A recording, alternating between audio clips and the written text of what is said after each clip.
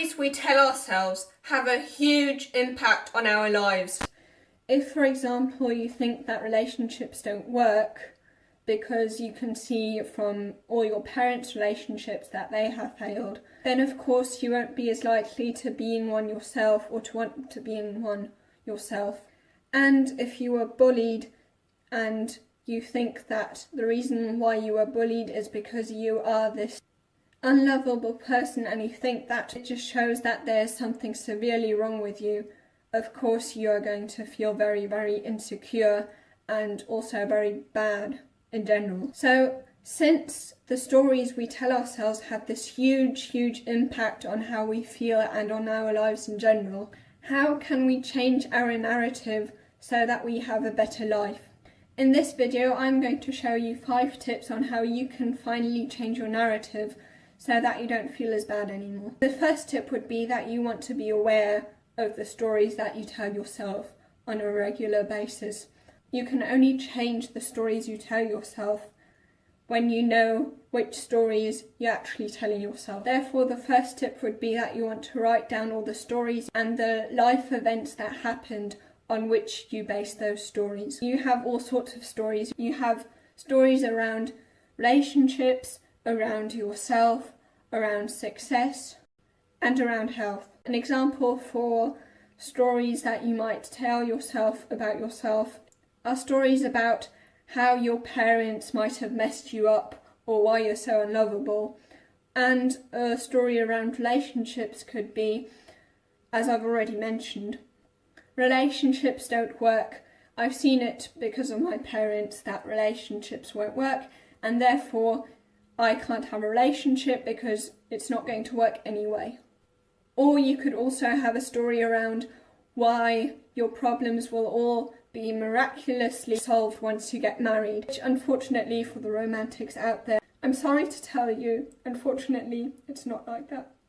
And when it comes to success, you might have a story around why you're not smart enough and why you're not smart enough to ever be successful or to actually accomplish anything.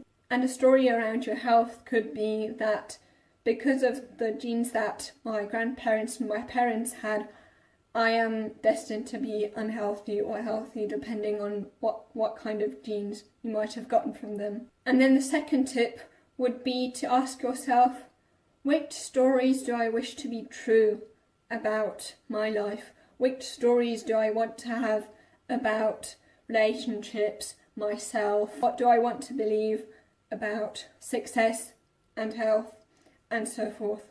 So basically, of course you can't change the past, unfortunately it's like that, but how do you want your story to end? What are your goals? And not only goals as in what do you want to accomplish, but also goals as in how do you want to feel? How do you want these stories to make you feel? And then you can't change the past, but what you can do is to somehow reinterpret those life events that happened to you in a way that supports your story of how you can actually maybe make sure that certain things that have happened to you in the past don't happen to you again. And then the next tip is that you want to make sure that you always interpret these stories as in happening for you and not to you. So the difference is that if you say something happened to you, it puts you in this reactive state that you're not in control, that you're helpless, and by the way, helplessness can often lead to depression. And then of course it will be very, very difficult for you to change if you feel helpless. And when you say something happened to me, it's usually negative stuff. It's usually saying that that situation had a negative impact on you or your life. Whereas when you say that something happened for you, you're saying that although it might have been bad, it's taught you some kind of lesson or it gave you some kind of advantage that will lead you to your goal. Because pain combined with reflection leads to progress. For example, if you've been bullied, instead of telling yourself the story that because I've been bullied, I'm just unlovable, something severely wrong with me and I'm not good enough, instead of interpreting it that way, you could simply say, okay, so I had this very, very negative experience of being bullied, But because of this experience of being bullied, I was very interested in how to be more liked. So I learned things about charisma, what do I know, which then made me more likeable. And now actually I am no longer excluded by anyone anymore. And then you also want to make sure that you find life events that support that story of you being lovable, because we have this tendency to always focus on the negative, which is really good for survival, and that's why we always focus on the negative. Because, for example, you don't want to be all positive when you're about to be attacked by a lion. You don't want to think, oh geez, look at that lion, it's so beautiful, it's got such fluffy fur, I want to go cuddle the lion. Because if you do so, you'll be gobbled up and dead, and it won't be such a fluffy experience anymore. So in those cases, you definitely don't want to think positive, and that's the very, very reason why we have this negativity bias. It's to protect us. However, when it comes to happiness, of course, then it's not that good. And that's why you have to make sure that you find lots and lots of evidence for why something positive may be the case, for why you may be worthy of love, or why you may be good at other things, or why you may be smart in some way if you believe that you're not smart. And as I've already mentioned, in general, when you say to me, it puts you in kind of this victim mentality, which then would lead me to the next tip 4, which would be that you definitely want to make sure that your stories aren't reactive, but that they're proactive. So a reactive story would be, since so-and-so happened to me, I am like this and this. According to Stephen R. Covey, there are 3 different types of determinism. So environmental determinism, psychological determinism, and genetic determinism. So genetic determinism would be, for example, saying that your grandparents had this and this DNA, and that's why you're going to have these and these life circumstances. And then you've got psychological determinism, which would basically be, because my parents did so and so to me, I am like this and this. Or because my parents were this and this way, I'm like this and this now. And environmental determinism basically is blaming it on politicians or your boss or your partner. And yes, it may be true to some extent.